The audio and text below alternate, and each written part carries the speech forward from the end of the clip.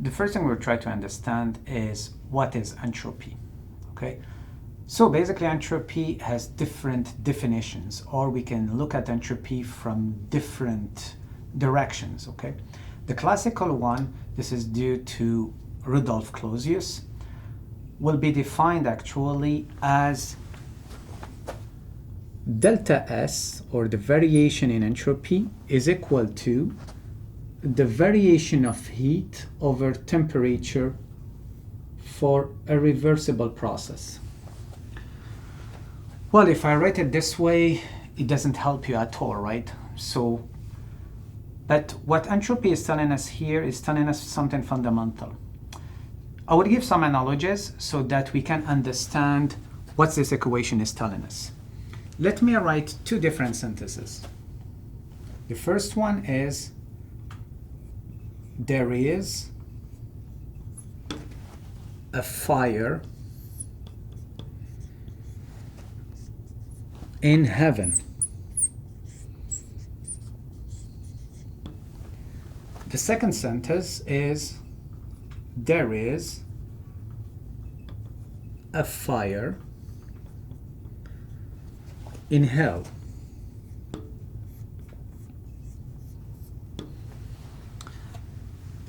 So basically the question for you in this case is that you have to call fireman, but you can call fireman to go to only one location, heaven or hell. What do you do in this case? So technically speaking, the way we'll be thinking is to say, you know what? Well, it's better to send it to heaven, right? Because there is a fire in heaven, where in hell, actually, the temperature is already high. It's already fire. So why do you want me to send firemen to a place where there is already a fire? But interestingly enough, when we think this way, is we are talking about probably the same fire. So the effect is the same. Both of them are fires.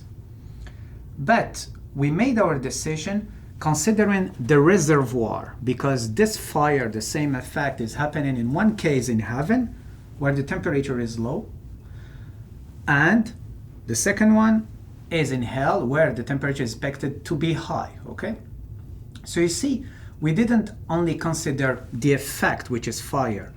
For our decision, we consider the effect, but where this effect is happening, okay?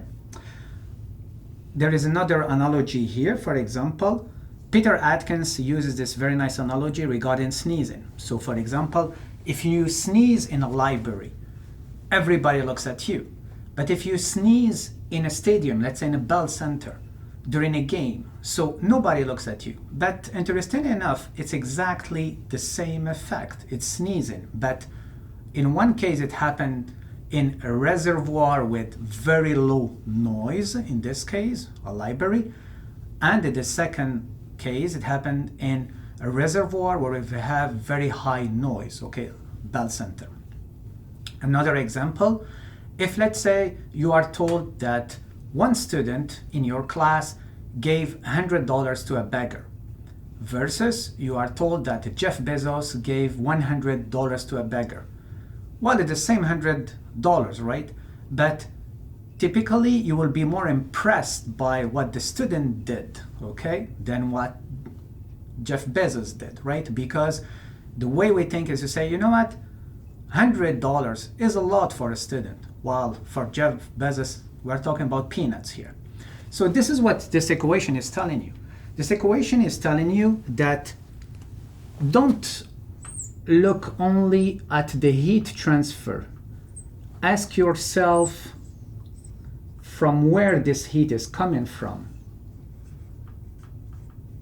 or where actually it's going, okay? Here, entropy is telling you there is a heat transfer, but it's not only the heat transfer that we care about. We care about the heat transfer with respect to the reservoir of temperature. Obviously, it's easier to extract 100 kilojoules of heat from a reservoir at 3000 Kelvin compared to extract the same 100 kilojoules of heat from a reservoir which is at 4 Kelvin, okay?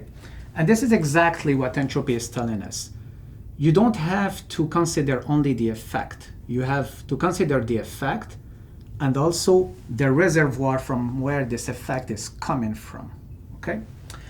And this actually nice formulation of entropy will be used in this part to, for example, understand what are the processes that are possible and not possible, and also what are the cycles that we can design and those that we cannot design.